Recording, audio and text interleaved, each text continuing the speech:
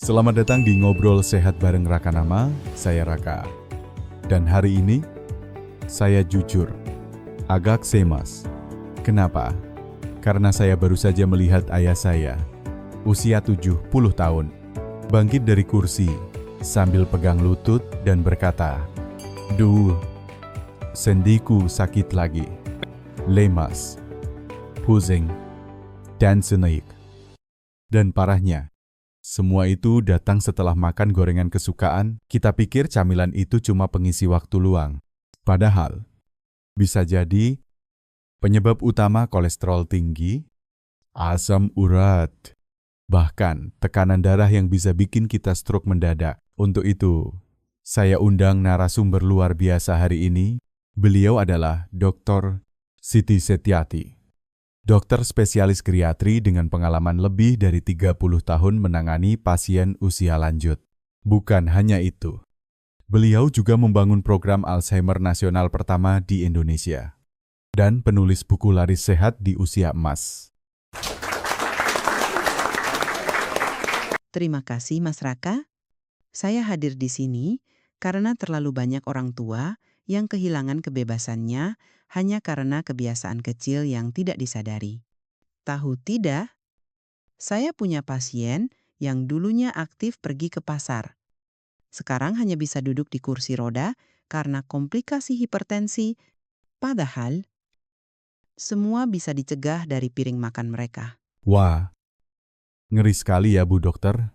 Tapi pasti ada harapan dong masa. Cuma karena camilan bisa bikin kita lumpuh. Justru itu Mas.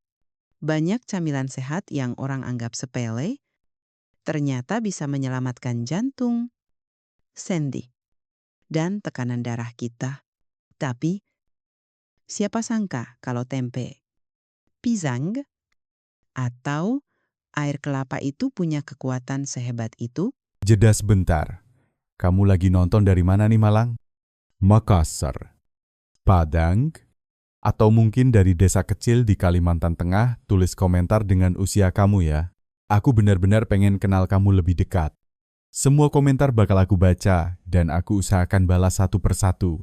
Bu Dokter, tadi Ibu sempat sebut camilan yang kelihatannya biasa, tapi ternyata luar biasa. Yang mana dulu nih yang harus kita mulai? Kita mulai dari yang paling sederhana dulu. Mas Raka, pernah lihat ibu-ibu di kampung rebus ubi sambil ngobrol sore-sore? Wah, itu pemandangan khas banget. Tapi, masa sih ubi bisa lawan kolesterol? Justru karena terlalu biasa. Banyak orang remehkan. Padahal, ubi rebus adalah salah satu camilan alami terbaik untuk menurunkan kolesterol jahat atau yang kita kenal sebagai LDL. Kok bisa? Bu, Ubi mengandung serat larut yang sangat tinggi. Serat jenis ini bekerja seperti spons di saluran cerna. Dia menyerap kolesterol jahat sebelum sempat diserap oleh tubuh. Lalu membuangnya lewat pencernaan. jadi ini kayak penyapu kolesterol ya? Betul sekali. Bahkan lebih dari itu, ubi juga kaya beta-karoten dan antioksidan yang melindungi pembuluh darah kita dari kerusakan akibat radikal bebas. Waduh, saya jadi ingat om saya, usia 65, pernah kena stroke ringan. Awalnya, kolesterol tinggi, katanya biasa aja. Tahu-tahu pingsan di masjid waktu sholat subuh. Nah, itu dia bahayanya. Banyak orang tua di Indonesia yang tidak merasa sakit, tapi sebenarnya sedang diserang diam-diam. Pembuluh darahnya sudah menyempit, tekanan darahnya pelan-pelan naik, ujung-ujungnya stroke atau serangan jantung. Tapi, apakah ubi aman untuk semua orang, termasuk yang punya asam urat? Sangat aman, karena ubi rebus itu rendah purin. Purin itu senyawa yang bisa memicu naiknya kadar asam urat, jadi buat penderita gout pun aman dikonsumsi. Bahkan, kandungan kaliumnya juga membantu menyeimbangkan natrium dalam tubuh. Ini penting banget untuk penderita hipertensi. Jadi, satu camilan bisa bantu atasi 3 masalah besar, sekaligus kolesterol, asam urat, dan tekanan darah tinggi. Betul, tapi tentu dengan porsi yang tepat. Araya, jangan makan 1 kilo ubi tiap hari, 1 sampai 2 potong sedang di sore hari sudah cukup sebagai camilan sehat. Wah, saya yakin penonton sekarang pasti terkejut. Ubi rebus yang tiap hari kita lihat di pasar. Ternyata punya kekuatan sehebat itu. Dan itu baru satu camilan. Mas Raka, masih ada 8 lagi yang tidak kalah hebat. Oke, saya makin penasaran. Tapi sebelum lanjut ke camilan berikutnya, aku pengen tahu dulu. Kamu sendiri pernah ngerasa pusing, nyari sendi, atau lemas? Sehabis makan tulis di komentar ya. Dan ingat, jangan remehkan sinyal tubuhmu. Kadang yang terlihat kecil, justru pertanda awal masalah besar. Bu dokter, kita tadi udah bahas ubi. Sekarang lanjut ke camilan kedua dong. Saya nebak nih. Pasti buah. Betul. Kali ini kita bahas yang segar, murah, dan bisa ditemui di hampir semua pasar jeruk. Wah, jeruk ya? Saya sering lihat ayah saya makan jeruk habis makan siang. Tapi, memang segitu hebatnya. Bu, Mas Raka, jeruk itu bukan cuma sumber vitamin C, di dalamnya juga ada flavonoid, zat antioksidan yang bisa menghambat proses oksidasi kolesterol jahat. Proses oksidasi inilah yang memicu terbentuknya plak di pembuluh darah. jadi bisa mencegah penyumbatan arteri dong. Iya, dan tidak hanya itu, jeruk juga bisa membantu menurunkan trigliserida, jenis lemak lain dalam darah yang berbahaya kalau berlebihan. Jadi manfaatnya ganda. Tapi banyak orang bilang jeruk itu asam. Apakah aman untuk penderita asam urat? Nah, ini kesalahpahaman yang sering terjadi. Walaupun terasa asam, jeruk itu bersifat alkali setelah dicerna, yang artinya bisa membantu menetralkan kelebihan asam urat. Banyak pasien saya yang merasa nyeri sendi berkurang setelah rutin konsumsi jeruk. Jadi kalau orang tua kita sering mengeluh, lututku sakit. Bisa jadi karena tubuh mereka kelebihan asam urat dan butuh makanan alkali seperti jeruk. Tepat sekali, dan jeruk juga kaya akan kalium. Mineral penting untuk menurunkan tekanan darah. Kalium membantu mengeluarkan kelebihan natrium dari tubuh, yang biasanya kita konsumsi dari makanan asin. Waduh, saya langsung keinget gorengan dan kerupuk, itu kan tinggi natrium banget. Ya, Betul, kalau dikombinasikan dengan gaya hidup pasif, bisa jadi resep bencana. Jeruk bisa bantu netralisir itu, tapi tetap harus diimbangi pola makan sehat. oke. Jadi jeruk bukan cuma menyegarkan, tapi juga bisa mencegah stroke, serangan jantung, bahkan nyeri sendi. Persis, jangan remehkan camilan alami. Nah, lanjut dong Bu. Camilan ketiga kita apa? Camilan ketiga ini sering dianggap remeh karena biasa disajikan sebagai lalapan, tapi justru itulah kekuatannya timun segar. Wah, saya suka banget timun. Apalagi kalau dicocol sambal. Sambalnya jangan terlalu asin ya. Mas tapi benar, timun adalah agen detoks alami. Kandungan airnya lebih dari 95%. Ini membantu ginjal membuang kelebihan asam urat lewat urin. Jadi membantu membersihkan tubuh dari dalam. Ya, bayangkan ginjal seperti penyaring. Kalau kita bantu dengan minum cukup air dan makan timun, kerja ginjal jadi lebih ringan. Risiko kristal asam urat turun. Tapi apakah timun juga punya efek ke kolesterol dan tekanan darah? Tentu, walaupun seratnya tidak sebanyak ubi, timun tetap punya serat yang bisa membantu mengikat kolesterol jahat. Plus, timun mengandung kalium, mineral vital untuk menyeimbangkan tekanan darah. Bu dokter, saya jadi mikir, banyak orang tua di kampung makan lalapan, termasuk timun, Apakah itu yang bikin mereka tetap kuat sampai usia lanjut? Bisa jadi. Mas, dulu pola makan tradisional kita lebih sehat, sayur, buah, sedikit garam. Sekarang banyak makanan olahan, tinggi gula, dan garam. Jadi, dengan makan jeruk dan timun, kita bisa mulai kembali ke akar pola makan sehat kita sendiri. Tepat.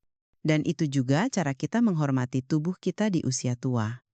Jangan tunggu sampai nyeri menyerang baru kita berubah.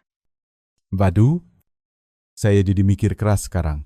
Mungkin selama ini saya biarkan orang tua saya ngemil apa saja tanpa kontrol, padahal cuma dengan jeruk dan timun pun kita bisa bantu mereka merasa lebih baik.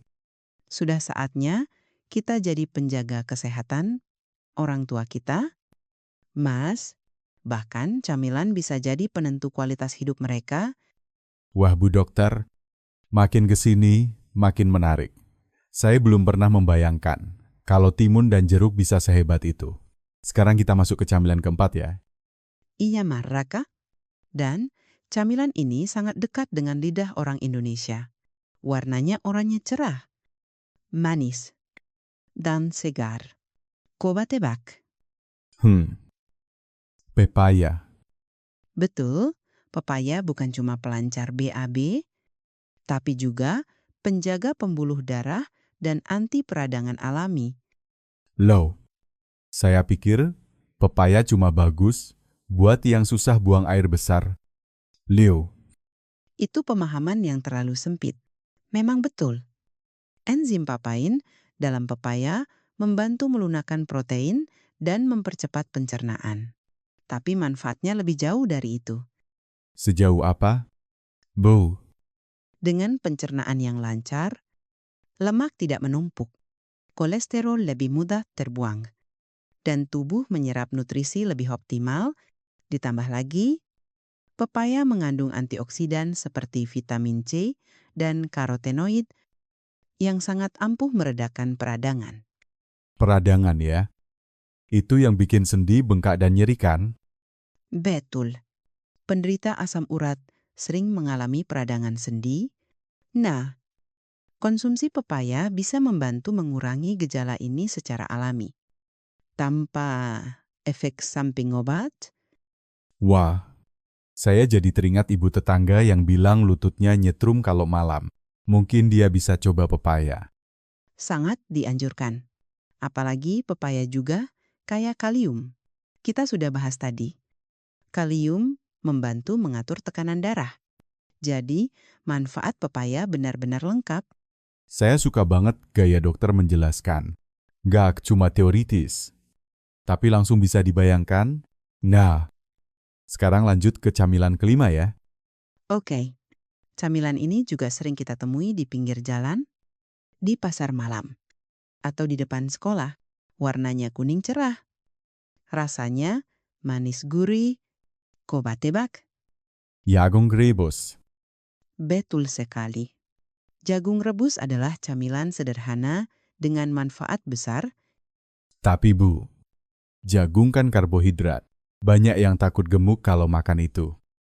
Nah, ini salah kaprah yang perlu saya luruskan.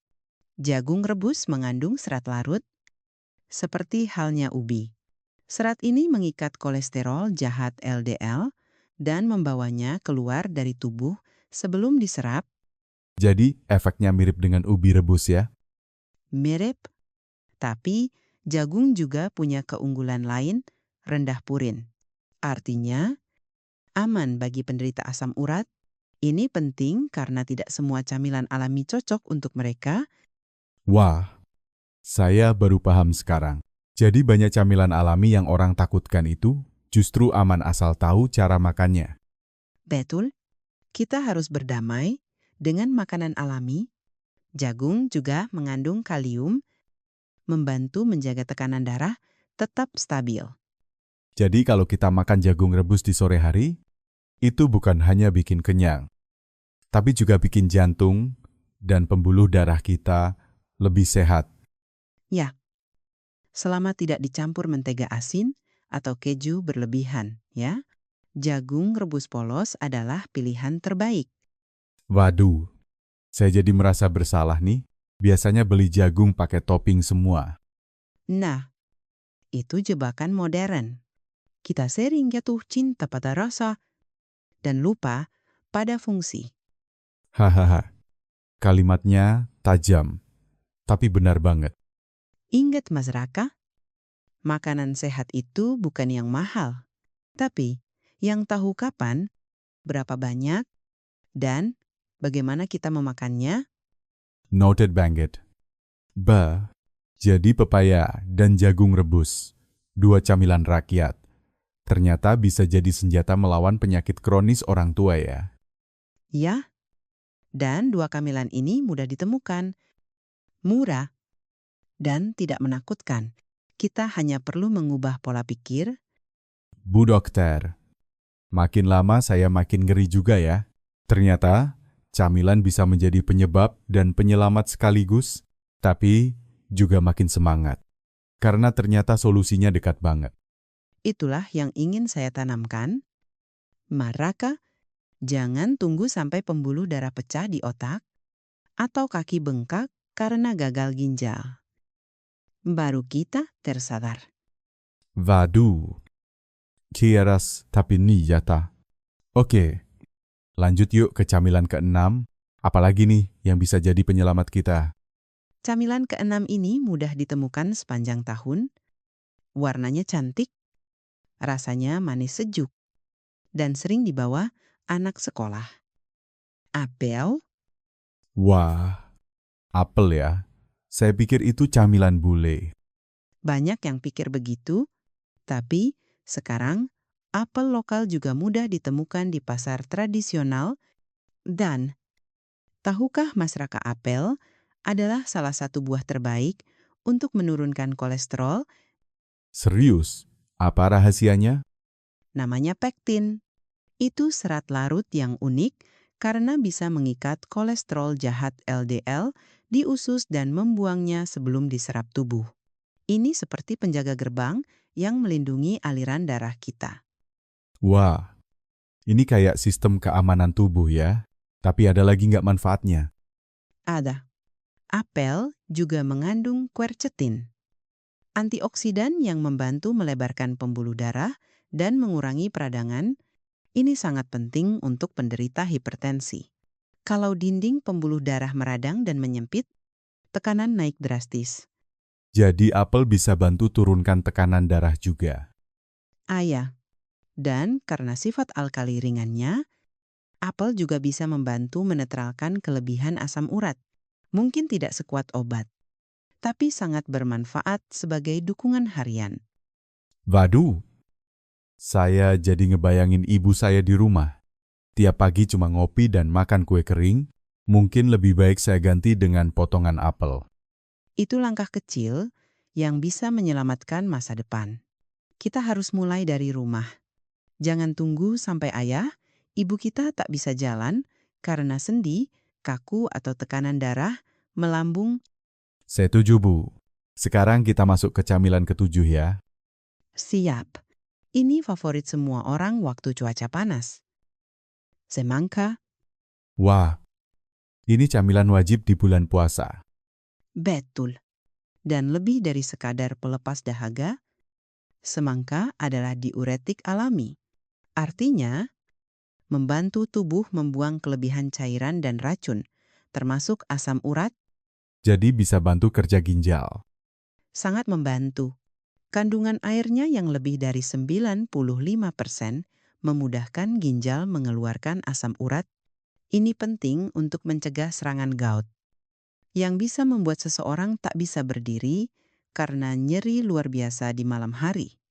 Saya jadi ingat paman saya. Setiap kali makan daging, besoknya kakinya bengkak. Mungkin semangka bisa bantu ya. Bisa. Selain itu, semangka juga mengandung citrulin yang berubah jadi arginin di tubuh. Ini adalah senyawa yang melebarkan pembuluh darah, membantu menurunkan tekanan darah secara alami. Wah, ini seperti terapi dari buah ya. Betul, tambahkan likopen di dalamnya, antioksidan kuat yang melawan kolesterol jahat, Dan kita punya paket lengkap untuk jantung. Ginjal dan pembuluh darah. Bu dokter, saya serius merasa malu. Selama ini saya cuma mikir semangka buat menyegarkan tenggorokan, ternyata diam-diam menyelamatkan hidup juga. Banyak makanan lokal kita yang sudah seperti obat alami, tapi kita lebih tergoda makanan cepat saji. Padahal, camilan sehat bisa jauh lebih enak dan bermanfaat. Saya merasa harus minta maaf ke tubuh saya, Bu, dan juga ke orang tua saya. Jangan salahkan diri, tapi mulai bertindak. Setiap camilan sehat yang kita pilih hari ini bisa jadi alasan orang tua kita masih bisa jalan ke masjid minggu depan. Bu dokter, sejujurnya saya makin takjub. Apel, semangka, pepaya. Semua ternyata bukan hanya enak, tapi bisa menyelamatkan hidup. Itulah kenapa saya tekankan sejak awal jangan remehkan kekuatan camilan alami. Tapi masih ada dua lagi yang tidak kalah penting.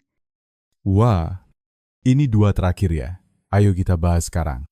Bu, Camilan ke-8 ini sering disalahpahami. Banyak orang takut karena katanya lemak. Tapi sebenarnya, lemak ini justru penyelamat. Saya bicara tentang alpukat.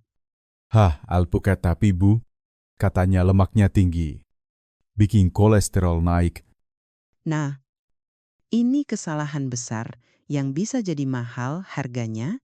Lemak dalam alpukat adalah lemak tak jenuh tunggal, jenis lemak baik yang justru membantu menurunkan kolesterol jahat LDL dan meningkatkan kolesterol baik HDL. Wah, jadi malah bagus untuk jantung. Sangat bagus, bahkan dalam banyak penelitian, mereka yang rutin makan alpukat memiliki risiko lebih rendah terkena penyakit jantung. Ini bukan spekulasi, tapi data klinis. Tapi selain lemak sehat, apakah ada kandungan lain? Ya, kalium, dan bukan sembarangan. Alpukat adalah salah satu buah dengan kandungan kalium tertinggi. Kalium sangat penting untuk penderita hipertensi. Dia bekerja menetralkan efek buruk natrium. Jadi bisa bantu turunkan tekanan darah. Iya, kalium membantu ginjal membuang natrium berlebih dan juga merilekskan dinding pembuluh darah. Jadi, tekanan darah bisa turun secara alami. Wah, saya jadi ingin beli alpukat sore ini juga. Tapi ingat, jangan dicampur gula kental manis. Banyak orang Indonesia salah kaprah. Alpukat dicampur susu manis, itu bisa membatalkan manfaatnya. Waduh, saya sering banget begitu. Berarti harusnya dinikmati alami saja. Betul, atau ditambah sedikit perasan jeruk nipis dan garam mineral, jadi segar dan tetap sehat. Oke Bu, catat. Nah, sekarang camilan terakhir dong. Ini penutup dari 9 pahlawan sehat kita hari ini. Camilan ke-9 adalah pisang. Wah, ini favorit banyak orang. Betul, dan bukan tanpa alasan. Pisang adalah sumber energi instan, tapi juga kaya kalium, serat larut, dan sangat bersahabat untuk semua usia. Jadi bagus juga untuk tekanan darah. Sangat bagus. Kalium dalam pisang membantu menstabilkan tekanan darah dan menjaga keseimbangan elektrolit tubuh. Ini bisa mencegah lonjakan tekanan yang bisa memicu stroke atau gagal ginjal. Tapi kalau kolesterol bisa bantu juga. Ya, serat larut dalam pisang membantu mengikat LDL di usus, walau tidak sebanyak apel atau ubi, tapi sebagai bagian dari pola makan harian, pisang sangat bermanfaat. Jadi ini camilan aman, enak, murah, dan efektif. Betul, tapi hati-hati juga, jangan makan pisang, goreng pakai gula merah tiap sore. Pisang alami lebih baik. Bisa dimakan langsung, dicampur oatmeal, atau dijadikan smoothies tanpa gula tambahan. Bu dokter, Saya merasa seperti baru buka mata. Pisang dan alpukat yang tiap hari kita lihat. Ternyata bisa jadi perisai alami tubuh. Jangan tunggu tubuhmu menjerit, cegah sejak sekarang, ganti camilanmu, ubah kebiasaan kecil, dan rasakan perubahan besar. Wah, Bu Dokter, kita sudah bahas 9 camilan luar biasa, dan saya benar-benar merasa banyak hal yang selama ini saya anggap kecil. Ternyata sangat menentukan. Begitu banyak pasien saya yang datang dalam kondisi parah hanya karena menyepelekan apa yang mereka makan setiap hari. Padahal, camilan bukan pengisi waktu kosong. Itu bisa jadi penentu kualitas hidup. Saya pengen ulang sedikit ya, Bu.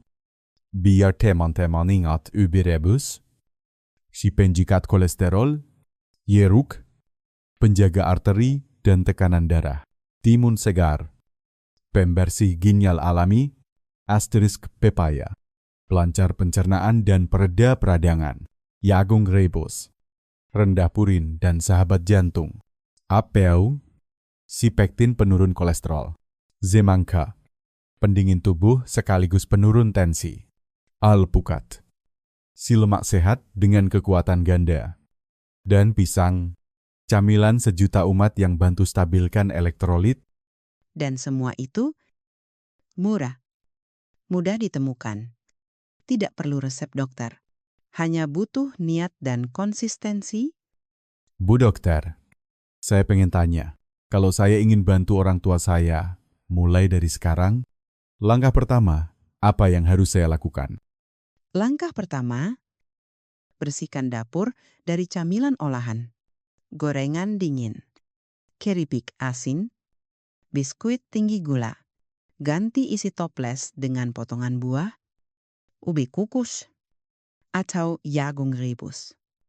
Jadi bukan diet ekstrim, tapi perubahan kecil yang bisa dijaga. Betul. Jangan buat orang tua merasa tersiksa. Tugas kita adalah membuat mereka tetap menikmati hidup, tapi lebih sehat. Saya jadi pengen pulang dan langsung belanja bahan-bahan ini.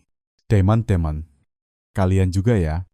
Dan jangan lupa, ajarkan anak-anak kita sejak kecil, kalau mereka terbiasa makan sehat, masa tua mereka nanti jauh lebih kuat.